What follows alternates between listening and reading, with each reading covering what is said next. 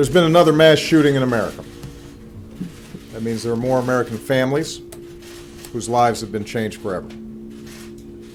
That means there's another community stunned with grief and parents across the country who are scared because they know it might have been their families or their children. As I said just a few months ago, and I said a few months before that, and I said each time we see one of these mass shootings, our thoughts and prayers are not enough. It's not enough. And it does nothing to prevent this carnage from being inflicted someplace else next week or a couple of months from now. It's fair to say that anybody who does this has a sickness in their minds. But we are not the only country on earth that has people with mental illnesses or want to do harm to other people. We are the only advanced country on earth that sees these kinds of mass shootings every few months.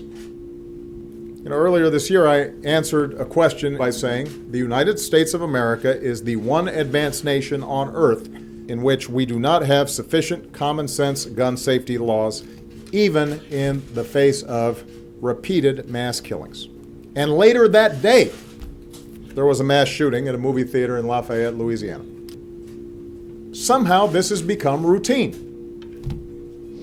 The reporting is routine. My response here at this podium ends up being routine.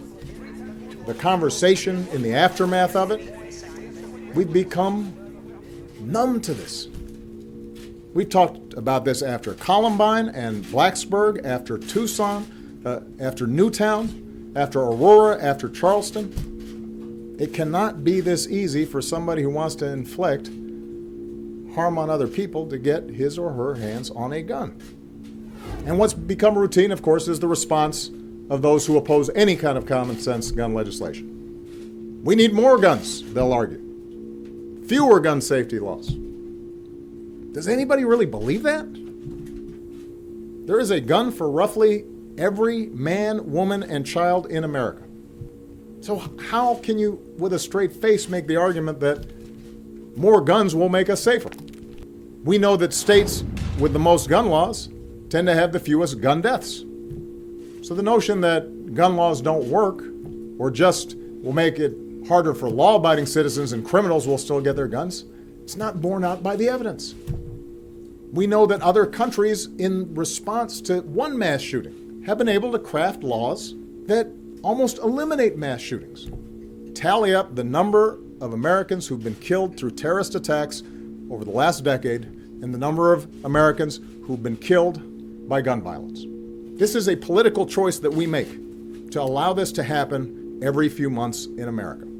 We collectively are answerable to those families who lose their loved ones because of our inaction. So the notion that our freedom and our Constitution prohibits any modest regulation of how we use a deadly weapon when there are law-abiding gun owners all across the country who could hunt and protect their families under such regulations. So, tonight, as those of us who are lucky enough to hug our kids a little closer are thinking about the families who aren't so fortunate, I'd ask the American people to think about how they can get our government to change these laws and to save lives and to let young people grow up. I hope and pray that I don't have to come out again during my tenure as president to offer my condolences to families in these circumstances.